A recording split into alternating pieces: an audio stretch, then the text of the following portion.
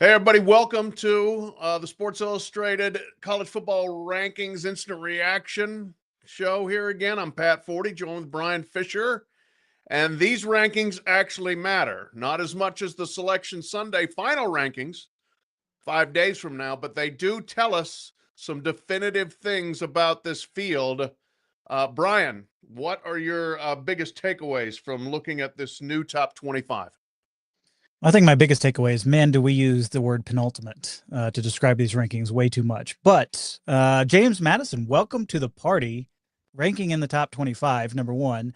And that means, yes, that's right, Duke on ACC, the final championship game there on Saturday night.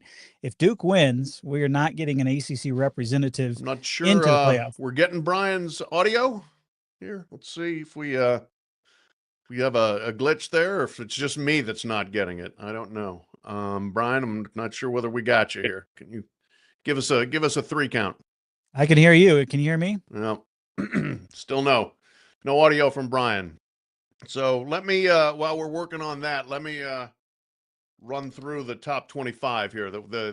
We got James Madison gets into the rankings, the Sun Belt leader at 25th. 24 North Texas comes in, playing in the American Conference Championship. Iowa at 23, Georgia Tech at 22, Houston 21, Tulane 20. So there are 3 group of 5 teams that are in the rankings, are Tulane, North Texas, James Madison. And we'll see if one or more of them wins a conference championship and gets into the field. Number 19, Michigan. 18, Arizona, which took a big jump up after beating Arizona State, finished 9-3. Virginia, USC, Utah. Then things get really interesting. We have Vanderbilt at number 14 and did not move up despite smashing Tennessee in Knoxville. Interesting. Meanwhile, Texas moves up 3 spots, jumps over Vanderbilt, did beat them head-to-head, has lost one more game. Miami stays put at 12. BYU stays put at 11. And the 2 other big news items to me are Notre Dame moving down a spot and Alabama moving up a spot, and what that may mean if somebody is going to get knocked out of this thing. Bryan, we got you back. Yeah, I think that the big question in my mind is, and you mentioned it, Pat, there, just the slight shifts that do change things a little bit, especially going into conference championship weekend. And if you do kind of bracket it out just a little bit, I think it is going to be interesting because that does produce some rematches with Alabama moving up to their current 10 spot and then Notre Dame moving back. It does produce a couple of rematches there in terms of Notre Dame playing Texas A&M again, Alabama playing Oklahoma again. So that could be a little interesting thing going into the SEC championship game in particular, is thinking about, all right, maybe if Alabama does lose, maybe they'll stay in the field. That's kind of the indication we get from these rankings from the committee right now. But not only that, maybe they will move them back a spot so we get some fresh matchups for that first round, because I don't think anybody really wants to see some rematches, much less 2 of them in the first round of the playoff.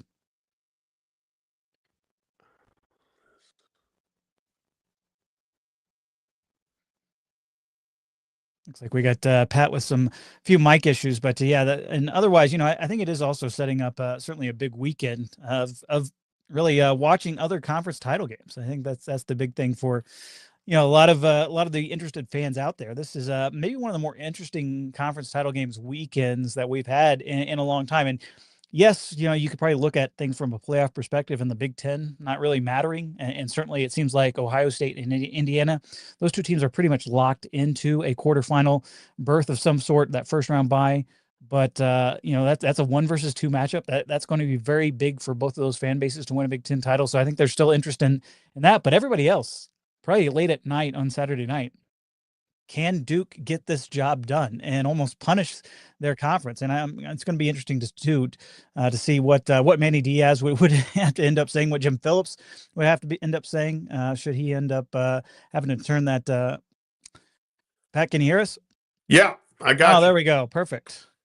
Vamping on the ACC situation too a little bit there. I was just thinking, how awkward is it going to be for Jim Phillips to have to hand that trophy over on Saturday night, if that's the case? if it's handing it over to the Duke players, as excited as they will be to win the ACC, that's a pretty big deal for Duke, especially this season and the way they've kind of gone up and down and won in the league, but not won any of their non-conference games. How crazy would it be that we could have one of the Power Four conference champions not make the playoff this year? Yeah, that's Duke. I mean, yes, Duke would be very excited because it'd be their first outright ACC championship since 1962. Yeah. So it'd be a great moment for them, but it would be a terrible moment for the league. And that would be a hard one to grit your teeth through. Jim Phillips can do it. He's a professional, but Yeah. woo, I mean, if if it literally knocks your entire conference out of a playoff that everybody was certain you were going to be in all season because you're one of the Power Four conferences, that's a major blow to credibility, and it's an indictment of having too big a league with not enough common opponents and a tiebreaker system that keeps your best team by many spots out of the championship game. The Virginia is 5 spots behind Miami there, and so for Miami to not even be playing in that game is a bad look for the ACC. And I think there's also going to be a whole lot of people interested on Saturday morning with that 11 a.m. local kick there in Dallas, looking at that Big 12 championship game, because if BYU wins, that's another one of those bid stealers in the bracket too. Notre Dame would essentially be out. I think it's pretty, it's a lock at this point that Texas Tech is going to be in the field, even if they were to lose that game in Dallas, because honestly, they've not only beat BYU, they blew them out there in Lubbock. So that's you can't really move way out of the field after taking a loss to a team that you've already beaten. So I think that's the other domino, if you will, of this weekend, is in that Big 12 championship game as well. A lot of interested fans, I'm sure, in terms of Miami, in terms of what's going to happen this weekend. I think their path is capped at this point. We'll see if they move a little bit closer to Notre Dame. I'm sure that's going to be a debate topic even next week. We could maybe see them flip. We've seen that in the past. You go back to the very first committee rankings in 2014. There was this swap between with Baylor and TCU back in the day in 2014. So it can happen going into conference championship weekend, even though teams might not end up playing. So there's some drama this year. That's for sure. Yeah, there's no doubt that I mean, and if you're sitting at home watching during the day, that certainly the Friday night game, right, will be of great interest. That's the American Championship game between North Texas and Tulane. We're reasonably sure the winner of that's getting in, right? But then Saturday, it's I think at noon, that Big 12 game. And I mean, if you're Notre Dame, especially, and you're not playing, you're just on pins and needles watching that game, knowing your playoff fate is riding on the line right there. While we were having the audio difficulties, Bryan, did you touch on the Notre Dame Alabama movement? A little bit. I think that is interesting too, and I kind of brought it up earlier, Pat. I think if Alabama were to end up losing, I think this is the committee kind of saying, because they moved them up a spot, that they are still going to be in the field if they lose to Georgia, especially if that's a close game. Obviously, they've already beaten the Bulldogs. They have that thing over Kirby Smart, as you wrote about back in the day when they played their initial meeting. And so I think they would swap Notre Dame with Alabama, just because I don't think anybody wants to see two first round rematches. That, as important as this first round and these games are, and to see these big brands play, I don't think anybody necessarily really wants to see Notre Dame play Texas A&M again. Yes, it would be in College Station versus South Bend. Obviously, Alabama would be in Norman instead of being at home in Tuscaloosa. So I think that's something that the committee might consider, and maybe are indicating by moving Alabama up a spot ahead of Notre Dame. Yeah, I mean, that could be. Although I would, if I'm Notre Dame especially, I'm like telling the committee, why don't worry about that right now. Let's worry about who should be in the field. And right now, you have taken us and moved us down behind an Alabama team that was life and death to beat a 5-7 Auburn team. Like, what changed in the last week between those two?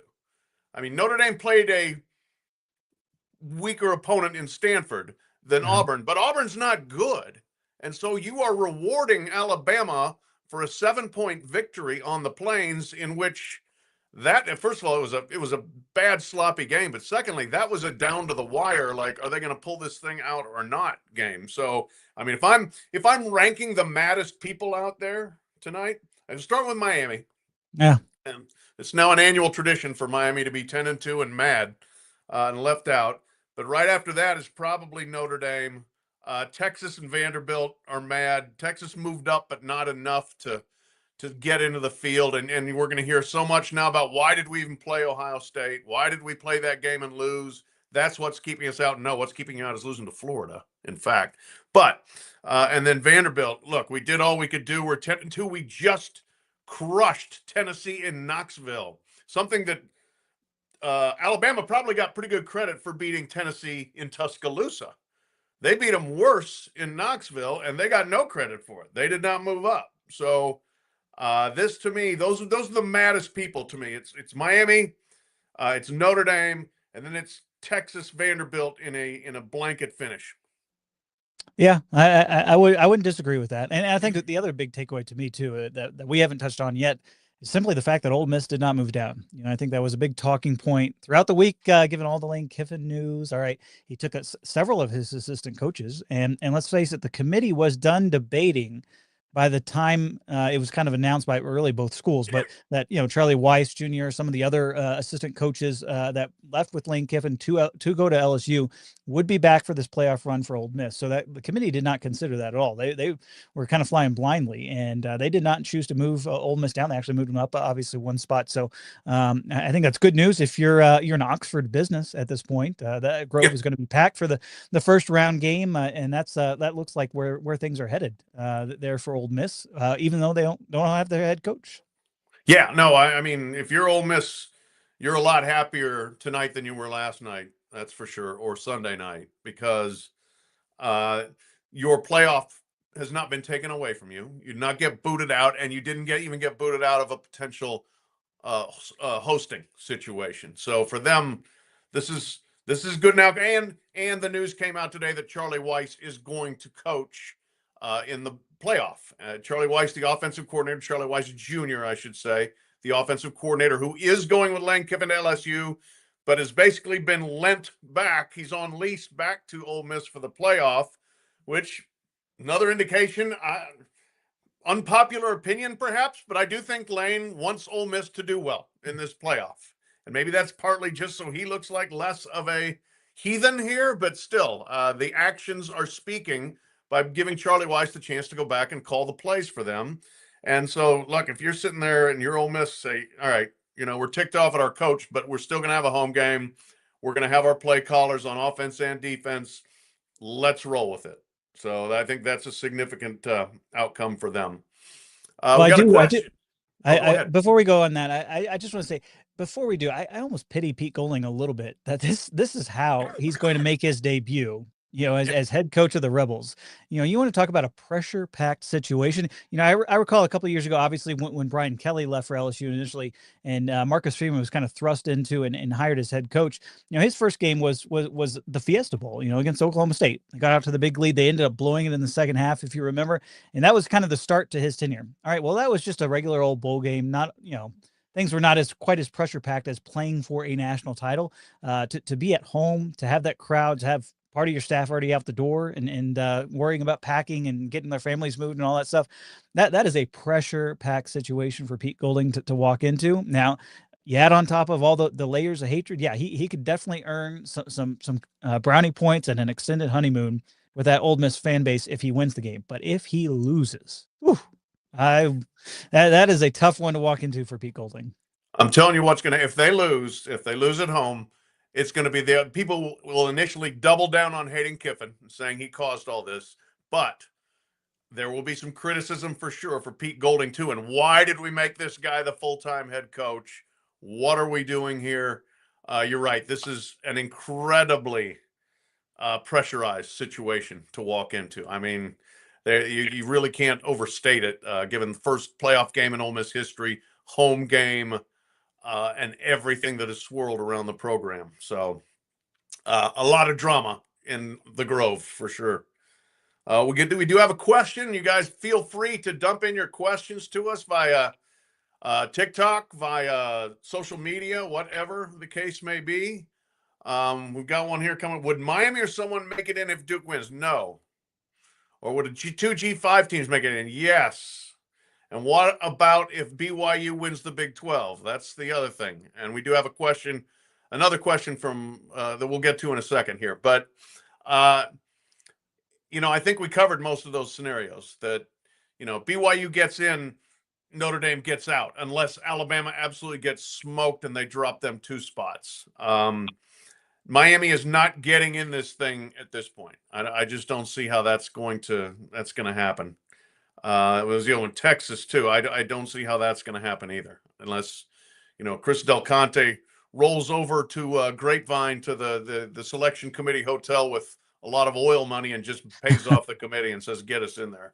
Well, I mean, the tough thing for Texas is you're behind Miami, and I think not only is there that kind of 10-2, 9-3 debate, but the committee would love to avoid all of the criticism that they would have that they're already going to get, frankly, from this Notre Dame versus Miami head-to-head debate.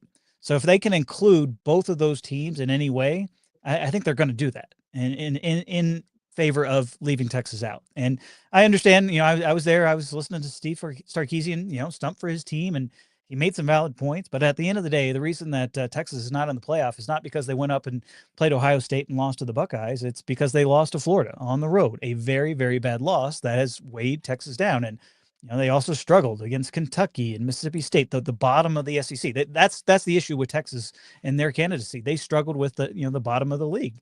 And I think that more than anything, even though they moved up in the rankings this week, that was almost because of that order and because of the way they're stacked right now. There is no chance Texas is playing in the playoff.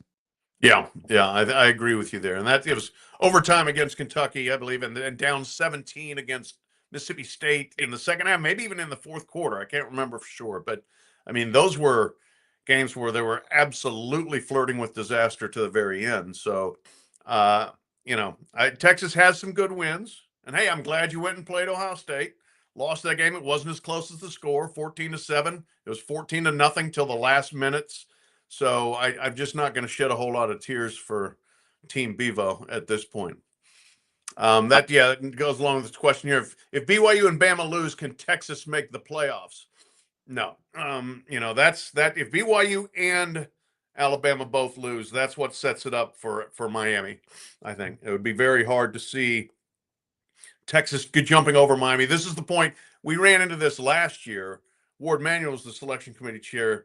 But basically, Miami, Texas, Vanderbilt should be locked in their positions unless something really strange happens. And no, they aren't going to change no matter what happens this weekend because they're not playing. Their seasons are over. Same with Notre Dame, and that's another reason why Notre Dame being behind Alabama leaves Notre Dame with a pretty helpless feeling at this point. So if your season is done, if you're done and you're Ole Miss and you're A&M, you're like, hey, right on. We're in position to host a home game. If you are Oregon, same thing. If you're done and you're on the bubble or on the wrong side of the bubble, nowhere near as good a feeling.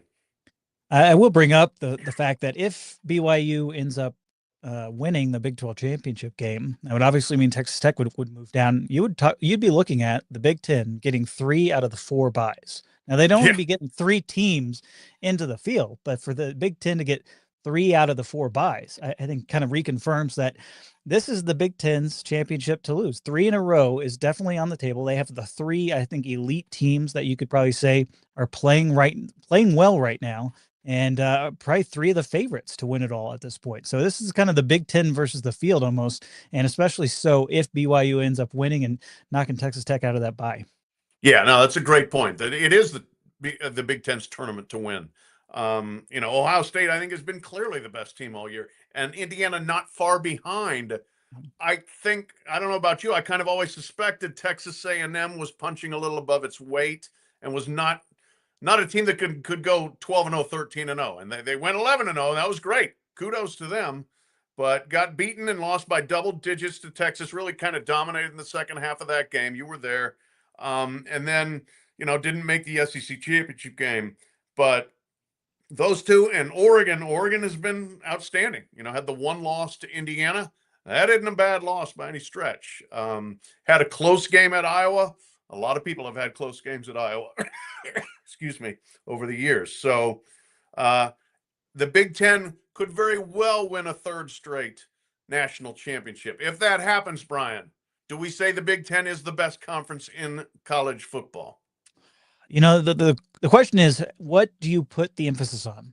To winning it all, playing with the elite teams, or is it depth? Because I think the depth question has unmistakably gone in favor of the SEC this year. Like, I mean, not only getting more teams in the playoff than any other conference, but more contenders. We're just talking about Texas. We're just talking about Vandy. I mean, 10-2 at Vandy this year, and on the fringes of the college football playoff discussion. And yes, Mississippi State was not all that great. Auburn, obviously, fired their coach and had to make a coaching change. You had, Kentucky was, they showed some flashes at times, but man, did they look bad, like truly truly awful offensively in particular.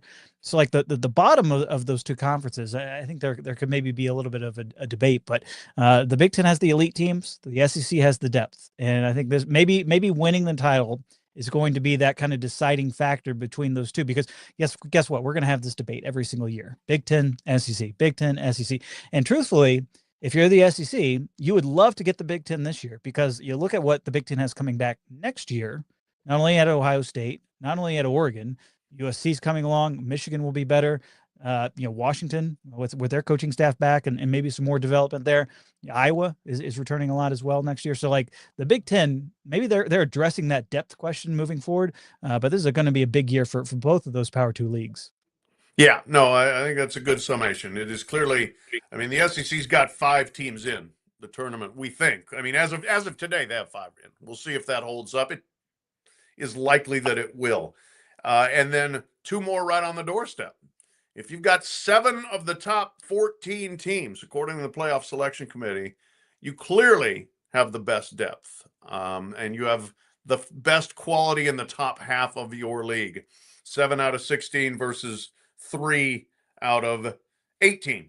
The next Big Ten team doesn't come until 16 USC and then 19 Michigan. So there's no doubt that, I think that, and if you look at the average scoring margins, I mean, Ohio State and Indiana have just beaten people up, and so has Oregon, because I think generally speaking, the competition hasn't been as good. Whereas the old, every week's a battle in the SEC. Well, there's a lot of truth to it. There is, because if you just look at the scores of the games. So, but hey, Big Ten wins a 3rd straight. They can do all the talking, and it would be very difficult for the SEC to counter that. The only way to counter it is to win it all. So we'll see. Who do you think is the best SEC chance to win the national championship here? That's a good question, and I'm going to be curious. I'll be in Atlanta for the SEC championship game. Georgia lost their center in that Georgia Tech game, and didn't seem the same offensively compared to the last couple of weeks. So they really seemed to start rolling there, and maybe that was just a case of it's tough to lose that in the middle of the game, especially against a team that wants to beat you up physically in Georgia Tech. So maybe that was kind of the issue there. But Gunnar Stockton didn't quite look like he did more towards the earlier part of the year in terms of how he was throwing the ball, how he's seeing things. And so I don't think it necessarily is Georgia. I would have maybe said Georgia 2 weeks ago, but I think in terms of the absolute high end to where that team can actually get to, it might be Alabama. If Ty Simpson is dealing, if that defense is forcing some turnovers, yeah, we know they can't really run the ball. But if you're talking about like high end and a coach that has gone on a national title run before in Kalen DeBoer, I'm kind of leaning towards Alabama at this point. Yeah, I don't know. I mean, I'm still going to default to Georgia, I think, here. If Ole Miss had Lane Kiffin, I might say them. Yeah. They don't. Their decision. But the Georgia situation, I mean, I think what you say is correct, that they offensively, they did not look good against Georgia Tech. I'm going to chalk that up to Georgia Tech to a degree. That was a desperation rivalry game for them. Yeah. They had been, I know from having been at Georgia Tech earlier in the year, like that, they were still haunted by that 44-42 fiasco, 7 overtime, whatever the heck it was, Black Friday game the year before. They wanted badly to get revenge for that. They couldn't do it. And they're a hard team to beat. Look, I mean, they're not a great team, but they don't lose easily. If you look, the losses they've had have been close games. So I'm going to give that a little bit more credence to rivalry and just wanting to win that game than Georgia. There's something necessarily wrong there. So I'll default to the Bulldogs. But I mean, if you ask me, give me the top 4, I would take Ohio State, Indiana, Texas Tech, Oregon. I would probably put Georgia 5th on my list. I think Ohio State is clearly far and away in my mind the favorite to not only repeat but really go on a dynastic run if you want to talk about what they are capable of doing, and just in that roster what they have coming back for next year. I mean, this is a Ryan Day has things rolling. I think that's a team that they don't have the chip on their shoulder like they did last year, but they're almost playing with some confidence that you saw back in the yesteryear when they were really rolling under Urban Meyer, Jim Tressel. They just got a little aura around them, and so I think they're clearing away. If you had to give me Ohio State versus the field, at this point, I'm still taking the Ohio State, which is I would normally not do that in this crazy sport of college football. We saw it last year when the number one seed got trucked there in the Rose Bowl with Oregon losing to Ohio State. But I think just the way the Buckeyes are playing, they're kind of the clear favorite to everybody. But Indiana has a shot for sure, not just on Saturday, but in this playoff, especially given some of the seeding matchups that they could have. We know Kurt Cignetti is fired up and can game plan from week to week for a lot of these opponents. I think Oregon is getting healthy at the right time. Hopefully if they can get some of their receivers back, and maybe they're playing that tune-up game with the group of five to where they get the timing, and that's not an issue like it was last year with that long layover. I think Oregon is a team that is capable of winning it all. And then I think it is kind of a toss-up. Texas Tech. I see no reason why Texas Tech could not make a semifinal at the very least this year with that defensive line, with what they're able to bring to the table if Baron Morton is healthy on offense. So I think it's truly maybe more of an interesting playoff bracket overall than it was last year. Yeah, no, I agree with pretty much everything you said there. That I am by no means overlooking Texas Tech as a contender. Did you say that? I mean, they have been dominant all year. They had the loss to Arizona State, but Arizona State, quality opponent, especially at that point. I think still had Sam Levitt and had some mojo and won the Big 12 last year, so they were kind of laying for that one.